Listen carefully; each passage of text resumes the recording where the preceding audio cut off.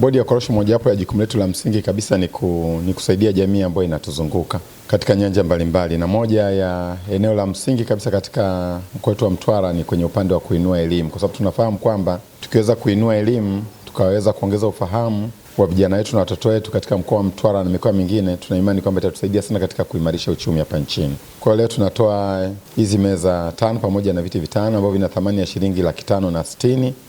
hususan kwa ajili ya walimu. Lengo letu ni kuboresha mazingira mazuri kwa walimu, kuwafanya walimu wawe na mazingira mazuri ya kufanyia kazi zao ili waweze basi kufanya kazi yao kwa ufanisi na kuwahudumia watoto wetu vizuri zaidi. Na sisi kama Bodi ya Korosho tutaendelea kusaidia jamii kadri ambavyo bajeti zitaruhusu, kwa kadri ambavyo tutapata uhitaji. Tutaendelea kusaidia ili uwepo wa Bodi ya Korosho katika mkoa wa Mtwara na mikoa ya kusini ni lazima uwe na mashiko pia katika kusaidia jamii na kuinua jamii ili basi kuleta ustawi wa jamii kwa ujumla katika mikoa ya kusini na maeneo mengine yote ambayo zao la korosho linalimwa hapa nchini. Kwa niaba ya walimu wa shule ya sekondari ya Bandari, napenda nitoe shukrani kwa Bodi ya Korosho ya Tanzania kwa kutusaidia na kutupatia meza hizi ambazo zitasaidia sana